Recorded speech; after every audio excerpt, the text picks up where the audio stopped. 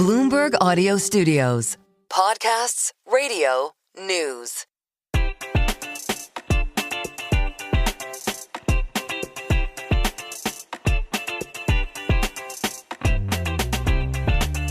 Welcome to Merryn Talks Money, the podcast in which people who know the markets explain the markets. I'm Merryn Somerset Webb. This week, I'm speaking with Tom Slater, manager at the UK's largest investment company, Scottish Mortgage Investment Trust, something that I suspect an awful lot of you hold. If you do, you'll know that its long-term performance has been spectacular. If you invested in 2000, your money is up 10 times since then. The last 5 years have not been so great. 2022, 2023 were not great years for the trust, but things are now picking up nicely again over the last year. You are up 17% and year to date, 10%. Tom's been involved with the trust for a decade now. He first joined Baillie Gifford in 2000 and he became a partner in 2012. So a little more insight in this conversation to how Tom is looking at investing at the moment and how the trust is faring. Tom, welcome to Merryn Talks Money. Thank you very much for having me. Now, listen, in the introduction, I've said a little bit about Scottish Mortgage, but I think it would be super handy, given it's such a well-known trust in the UK, but maybe not so much outside. Just give us a little rundown of how the trust works, what it invests in, and what you do. Sure. The trust is a portfolio of what we consider to be the most exciting growth companies in the world. And we spend our time looking for these opportunities, and where we find them, we try to be really patient long-term owners. We're not restricted by geography. We're not restricted by whether a company is public or private. Currently, we're about 3/4 public companies, 1/4 private companies. But the defining characteristic is having a really long time horizon over which to assess these opportunities. And I guess the final point is, if you look at the portfolio, it has nothing really to do with Scotland or to do with mortgages. That is simply the inheritance of the name. Yeah, and it's a name you're going to have long term, right? A lot of trusts with what you might consider to be old-fashioned names have begun to change them and shift around the place. But Scottish Mortgage is so well known as a brand that you can probably hang on to this name that doesn't in any way refer to the content of the portfolio. It's fine. Well, I think the heritage is really, really important, and the history. I do think it's sad when these trusts get incorporated into sort of bland corporate nomenclature. Now, listen, one of the things I said in the introduction is that this trust has phenomenal long-term performance, but shorter-term things have been a little ropey. So if we go back to 2021, that was a phenomenal year. The trust was up, the share price was up nearly 100% or so. And then we went into 22, 23, and the 22 in particular was 22 was an all right year. 2023 was a horrible year. And since then, things have improved, but nonetheless, we're not anywhere near back to the highs of those heady days of 2021. Just explain quickly for people who haven't been engaged with the trust what it is that happened during that period. What happened, I think, as we went into the COVID period is that the world came to a lot of the companies that we owned. We owned Amazon, for example, and we all moved to starting shopping online. We owned many of the enterprise software companies that facilitated working from home. So we went through this period where the companies that we owned had this real boost to their businesses. And then as we exited the COVID period, I think habits reverted to normal a lot faster than we had anticipated. And so the tide went out for a lot of our companies. And that made things pretty difficult in the period you're describing. I think if you wind the clock forward to today, what we've seen is these companies dealt with very rapidly rising interest rates and changing demand patterns. And the best among them really took those signals seriously. And they thought pretty carefully about what they were going to do with their costs, with their headcount, and prioritized within their business the projects. In an environment where capital had no cost, you do everything and you pursue growth. But as soon as the interest rates rose rapidly, they started to think much more carefully about prioritizing what they were doing.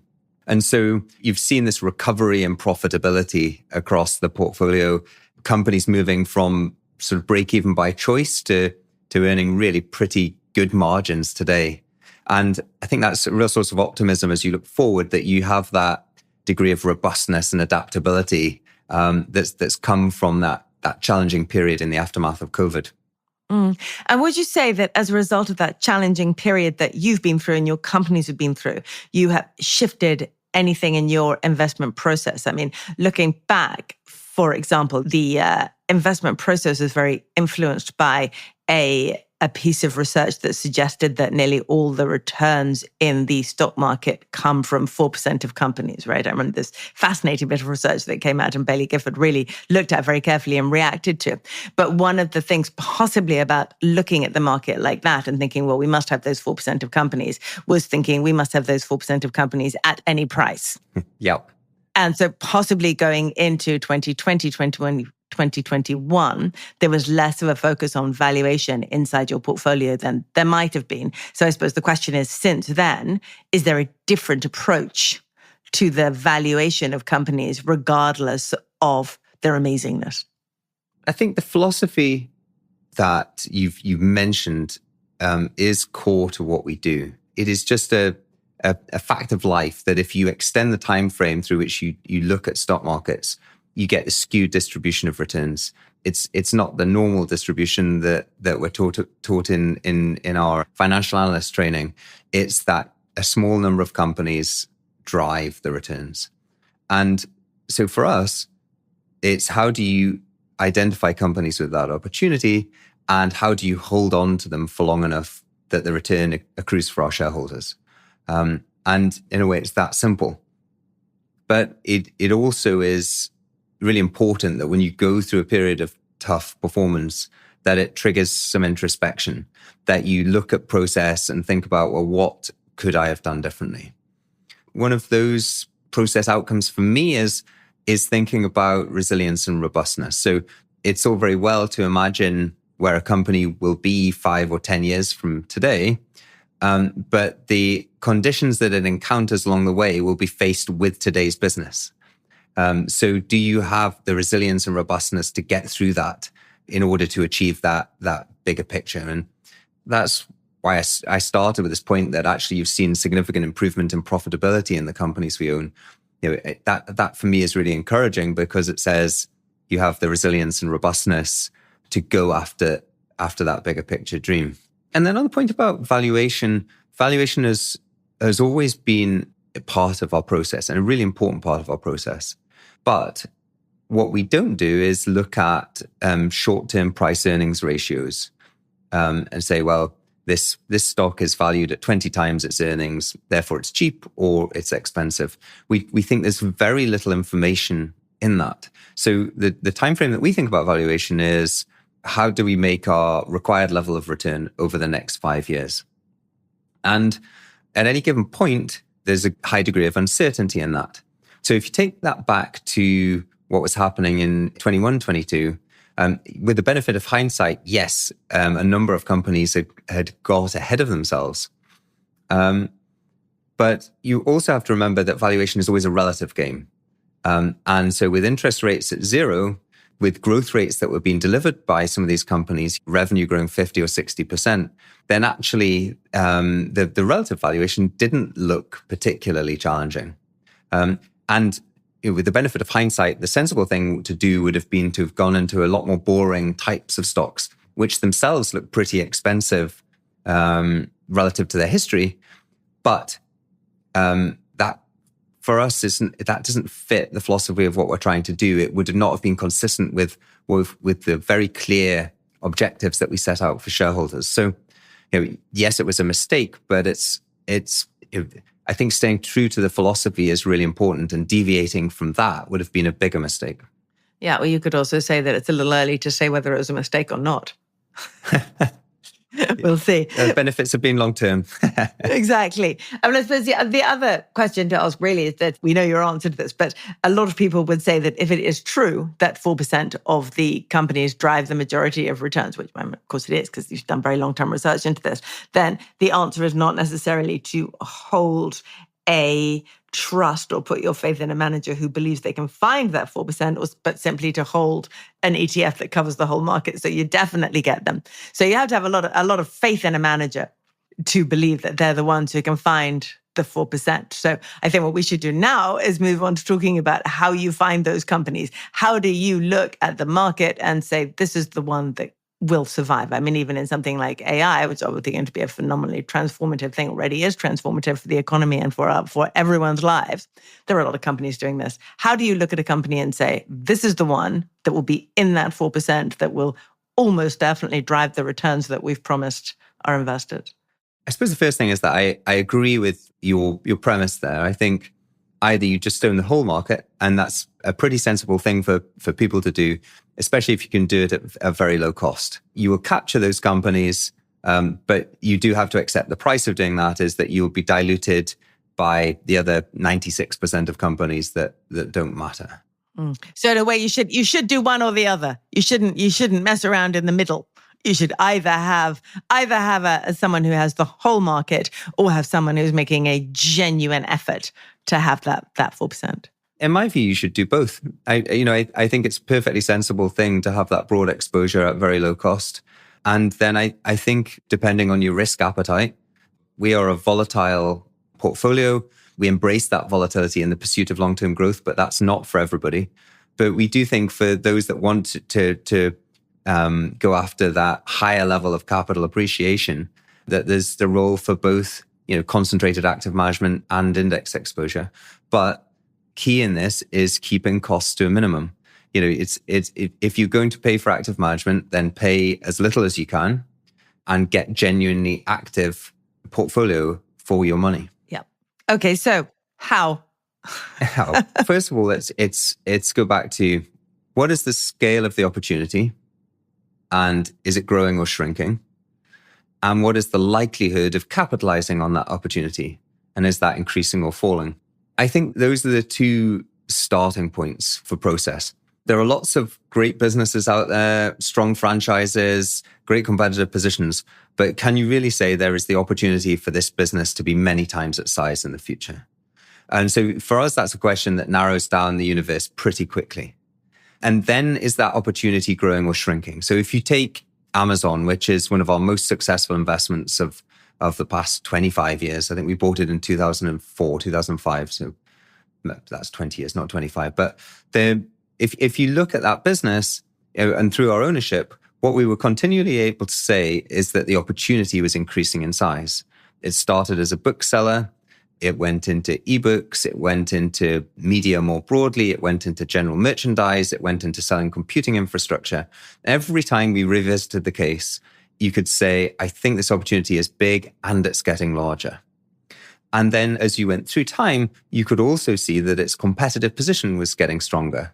We talked about its competition relative to Barnes & Noble and other physical book retailers. We talked about its competitive position relative to eBay in online commerce. But over the years, it just became clearer and clearer that this was a business which had a higher and higher likelihood on capitalizing on an opportunity that was growing. And so when you're looking at opportunities today, some of the companies we bought in the past year would be Nubank and Revolut, two digital online banking businesses. Nubank focused on Latin America, Revolut more focused on Europe. And it seems to us that for the next billion consumers who are going to have a bank account, they're going to come through one of these digital platforms, not one of the traditional banks. They have a huge advantage over traditional banks with in terms of their cost structure, not having branches and all that goes with that. And their digital tools have huge reach, so they can get better, faster than those that are limited to a single market and a smaller number of customers. So that's an opportunity that's big. It's an opportunity that's growing. And the longer time goes on and you don't see any competitive response from those traditional regional branch-based banks, the more likely it is we think those companies will capitalize on that opportunity. Okay, so when we look at themes, a lot of what you invest in is obviously it's tech. So it's around the AI revolution. It's around digitalization. Where are the most interesting parts inside that tech revolution, which seems to be moving faster, I think, than even you might have thought a few years ago? The way that I look at this is that tech is not a very helpful label. We could talk about the companies that are using electricity or the companies that use telecoms. The fact that they are using technology is neither a helpful way of categorizing them or really understanding their advantages. The way we prefer to think about it is, if you stick with the example of Amazon, it's part analyzing the retail business and it's part analyzing the infrastructure business. If you look at Meta, the owners of Facebook and Instagram, it's more about media and share of attention than anything else. It's about selling advertisements. But I think where tech becomes really relevant is in the leadership of these businesses, and the understanding of how technology is driving change in their industries. Take your example of AI. If you think about how a typical enterprise encounters AI and thinks about deploying it, senior management will say, right, there's something to this whole AI thing. Let's find somebody from the IT department who knows about it. And then, if they get increasing conviction, they maybe bring in a consultant to tell them about AI. Then perhaps you do an experiment. Let's find some little bit of our business where we can develop some of these tools and let's see what happens. And maybe we can take some people out of the customer service department because we can use some of these tools to deploy AI. And that whole process, that feedback loop just takes a long time. Now you compare that to, let's stick with Meta and Mark Zuckerberg, somebody who has a real deep understanding of this technology. You can see immediately where it has application in the business. How do we gain competitive advantage from deploying these tools? How do we drive revenue in the business from deploying these tools?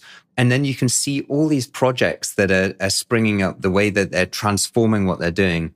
So if you look at time spent on Facebook, for example, which is a pretty mature platform at this point, it was up about 8% last year. And that's because they were using AI tools to surface content that their users loved and were engaged with. And so you can see the immediate impact in the business. Shopify would be another great example. That's a business that creates tools for retailers to operate their business. So whether that's having their own website, selling through platforms like Meta's platforms, Instagram, etc., helping their physical stores doing point of sale. But what you have is a technical leader who immediately understands how AI can make the business better and deploys the technology to increase the relative advantage that they have to other players in that industry. So go back to the philosophy, it increases the size of the opportunity because you can do more with this technology, and it increases the likelihood of success because you deploy it faster than your competitors. And so when we're looking at technology, we don't get excited about, this is a great widget or this is a great tech. It's more, these are great businesses and they can deploy this to improve their relative position. That's what gets us really excited. Okay, interesting. And one of the things that you've written about and talked about before is how if we want this generational AI to be truly transformational, which we do, we want it to drive, or expecting it to drive, a productivity revolution across the world. Finally, thank goodness, we've been waiting a long time for that productivity revolution, haven't we?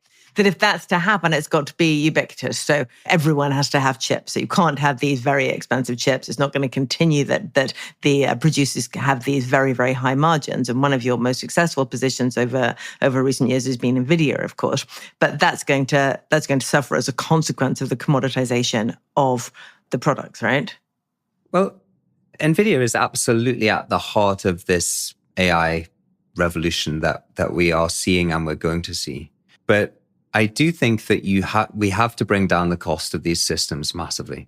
If you look at the deployment of technology in previous waves, whether that was the mainframe computer, the personal computer, mobile devices, online, the cloud, all of them brought prices down. And that was a really important component of the spread of the technology. Now, that has been happening in AI. If you look at the cost of processing tokens in these models, it's coming down very rapidly. But there is this real constraint, this bottleneck, in that we just don't have enough compute, and that's led to very high chip prices. You can see it in NVIDIA's margins because they have been almost a monopoly provider of the silicon that's needed for this. And for me, I think if we're really going to see this technology reach its true potential, you are going to see more than one provider of the silicon to do it. as you move from the training phase for these systems to the deployment phase, so you're running inference, you're actually using the technology, it's not clear that NVIDIA's edge is as strong in that inference market as it has been in the training market. So it's back to how much exposure do you want to have? And the decision we took last year is that we would reduce our direct exposure to NVIDIA. We bought and then grew a new holding in TSMC, which is the biggest manufacturer of these chips and is a bit more agnostic to who has designed them. But we were also putting money into companies like Meta. So we don't want to reduce our overall exposure to this area, which is going to define the next 20 years of investing. But we don't think it's going to be as concentrated in NVIDIA as it has been over the past 2 or 3 years. Yeah. I mean, the other big bottleneck in the AI story is the energy part of it, right? So if we're going to have all these huge data centers, and this is incredibly energy hungry, I'm sure it'll become less energy hungry over the years, but nonetheless, we do have this constraint on it at the moment. Do you ever look at investing in the energy sector? And we talked on a podcast a few weeks ago about how extraordinary it is that people will pay to the moon and back for a company that is connected to AI, but absolutely nothing for the mining companies that produce the materials without which none of these things can exist.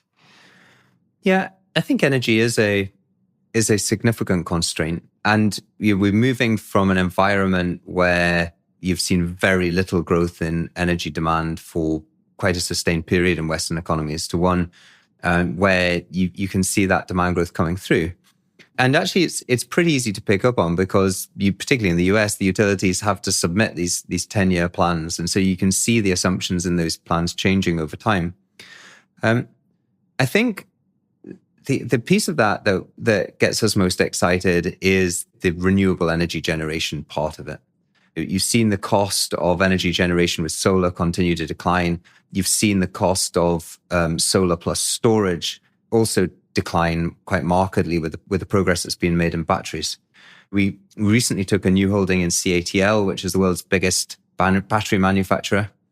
I think we'll see the deployment of this technology at an increasingly rapid rate.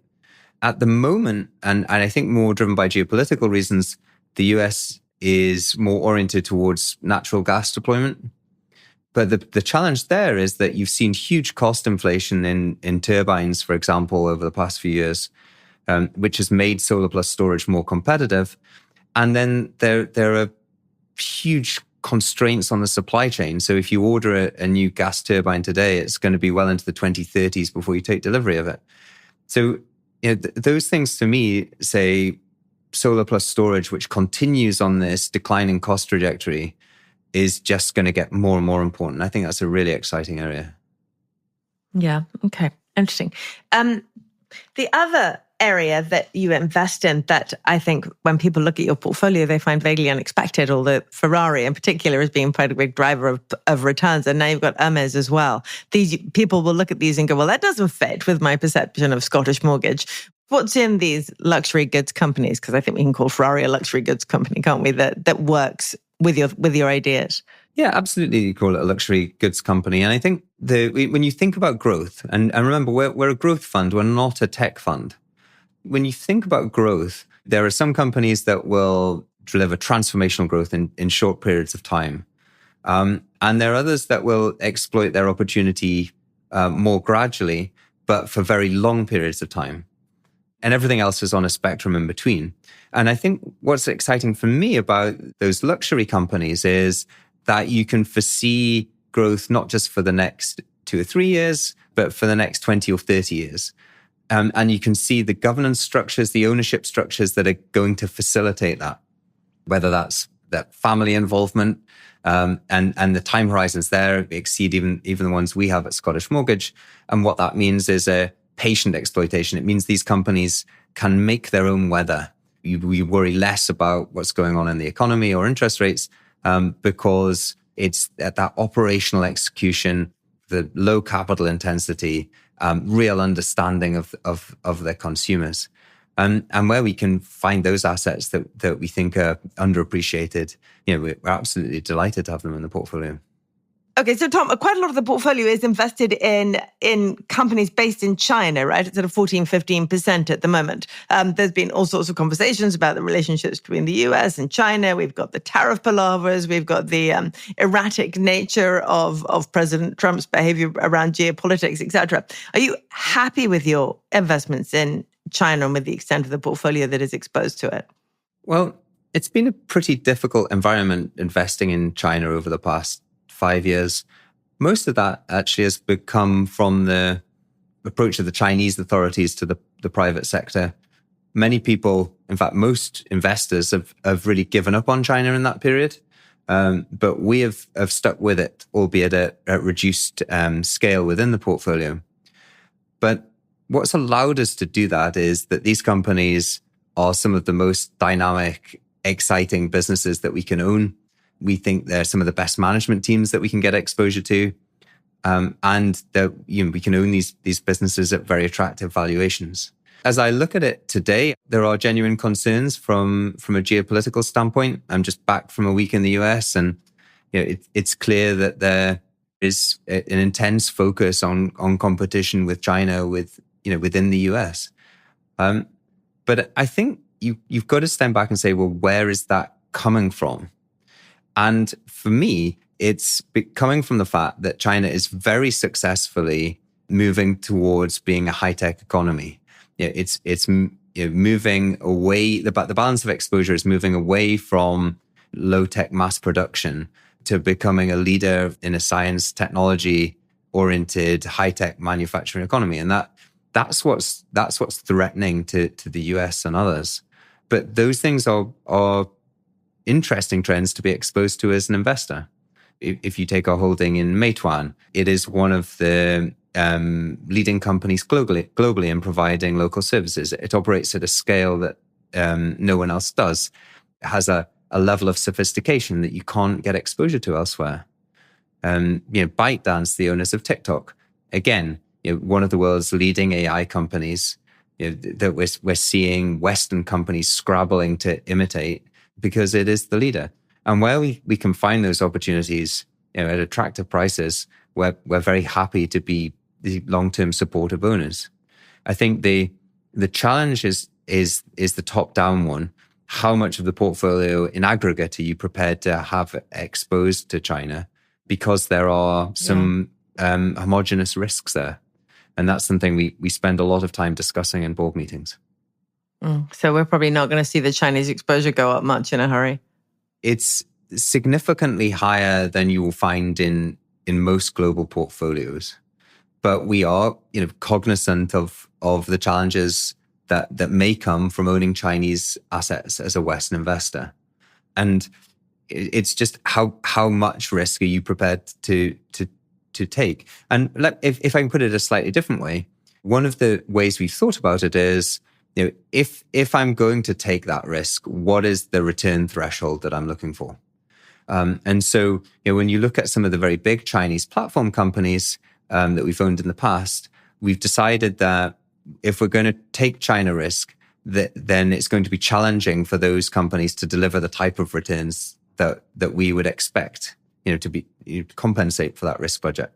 And we prefer to own companies like BYD, the auto manufacturer, like CATL, the battery manufacturer, where we think that potential upside is just higher.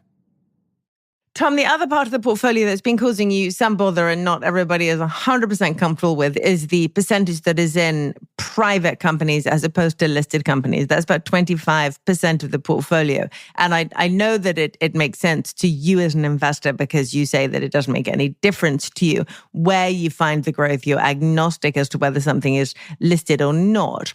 But of course, there are issues for investors around the extent to how those are valued, how often they're valued, and how that works inside the portfolio. But you're still comfortable with this, right? Still where you're finding or believing that you're finding fantastic opportunities.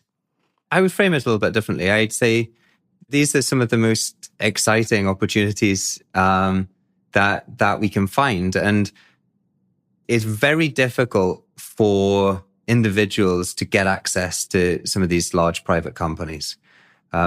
if you do find structures that get you access, you have to pay extremely high fees to do it.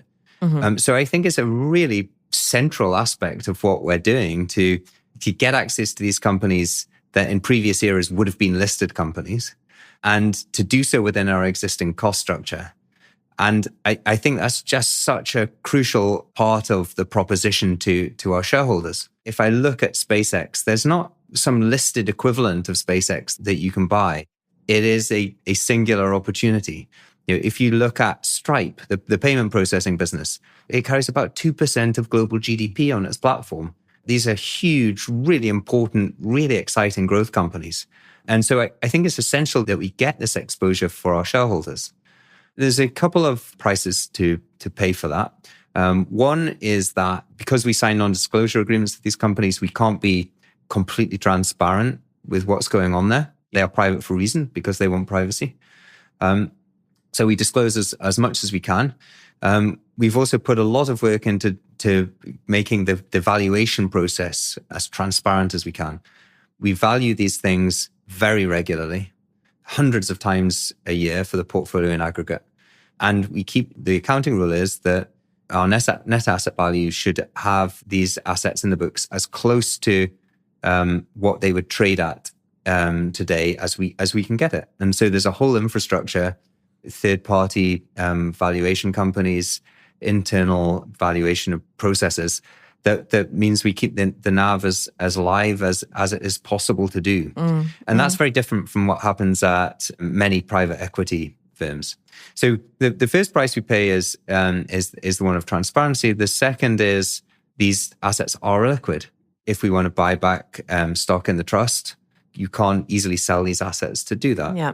But we think both those prices are absolutely worth paying, because we think the returns that we can deliver to shareholders from investing in these companies justifies that. And you have been, just to pick up on what you said about the difficulty of buying back when you have a big private element to the portfolio, you are buying back in scale at the moment to try and close the discount that's arrived in the last few years.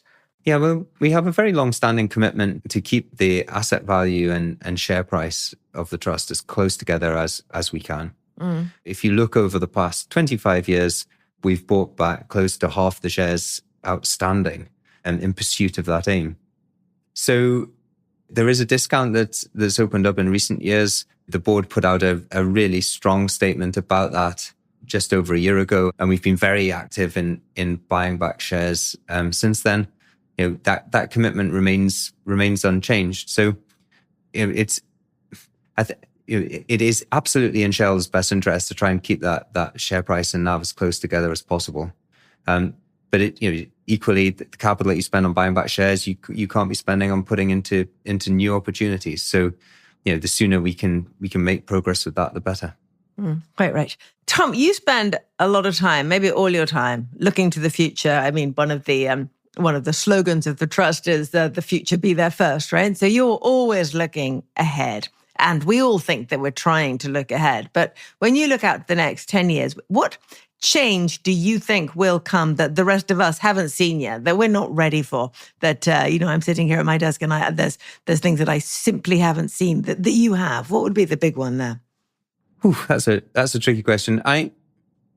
So I think that the challenge with this question comes because people always overestimate change in the short run, but massively underestimated in the longer run.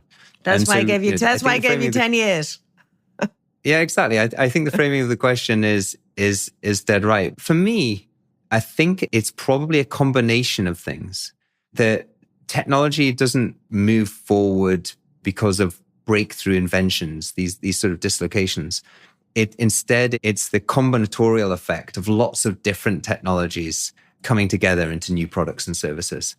And so if you take generative AI, which we've talked a little bit about recently, it's what can you do with that technology in combination with all sorts of other technologies which are developing that opens up this whole new set of possibilities. So, healthcare would be a great example. We own some businesses that have fantastic data assets in healthcare. And when you combine that with the power of these AI tools, I think you're going to lead to some really transformational changes in what's possible over the next 10 years. I think you see it in autonomy. that there's a topic that we've talked a lot about for 10 years, but it's really starting to happen now. If you look at Google's Waymo, it has second only to Uber in delivering ride-hailing in San Francisco, rolling rapidly out into new geographies. Our own holding in Aurora Innovation in autonomous trucking is now hauling loads in Texas with no driver in the cab. So it's AI in combination with transport.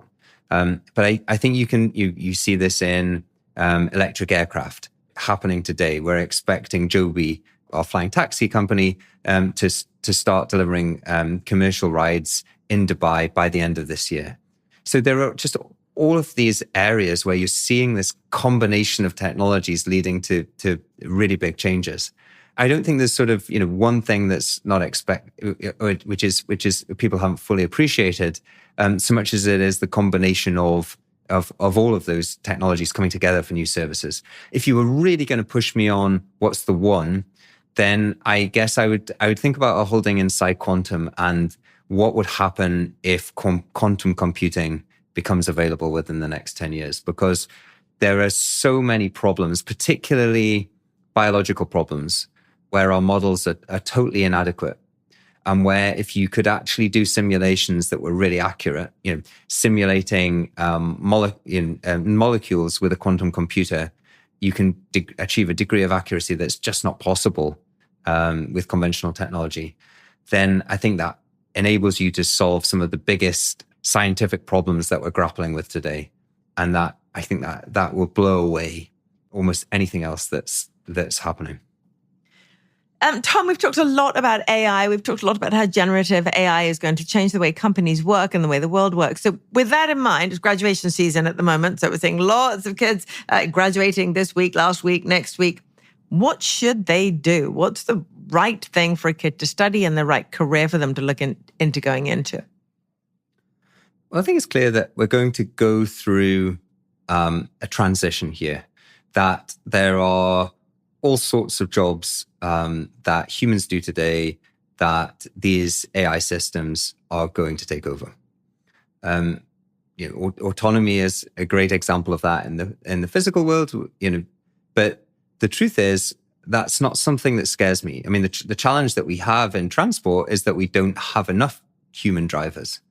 They can't get people into the profession. So the fact that we're going to have autonomous systems is going to be a really helpful thing. I don't worry about it displacing jobs. And you're going to need both humans and AI systems in that area for many years to come. In white collar work, I think there is going to be massive disruption of many of the jobs that people do today. But the way this works is that it's going to take over the most drudgerous and boring tasks first. It's going to relieve humans of having to do this work. And people get pessimistic about this because they can't imagine the new jobs that are going to be created. But I absolutely think that will be the case. And so to this, what would what should people be thinking about from the point of view of studying these things is getting as much exposure to these tools as possible. How as an individual are you going to be the best suited to roles in the future? It's going to be your ability to operate this co-intelligence, these tools that help you be more effective in your role.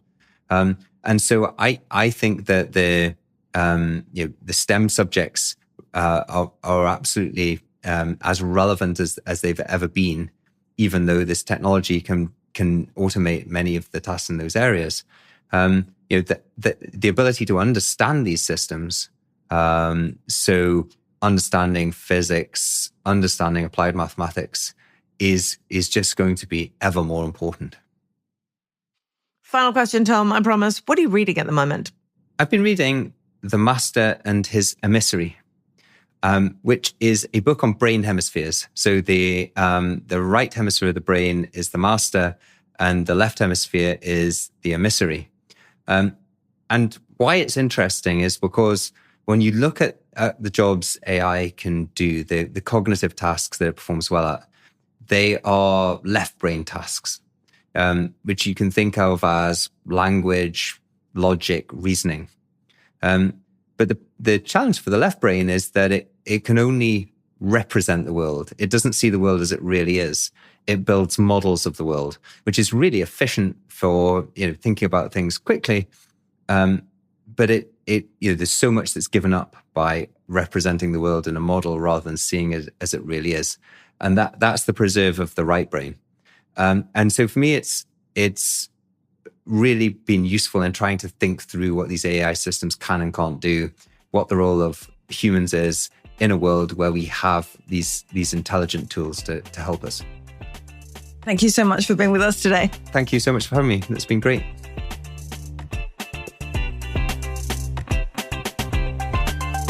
Thanks for listening to this week's Merryn Talks Money. If you like our show, rate, review, and subscribe wherever you listen to podcasts. And keep sending questions or comments to merrynmoney@bloomberg.net. You can also follow me and John on Twitter or X. I'm at MerrynSW, and John is John_Stepek. This episode was hosted by me, Merryn Somerset Webb. It's produced by Sam Asadi, Moses Anda, Mantala Amadi. Sound designed by Kelly Gary. And special thanks, of course, as always, to Tom Slater.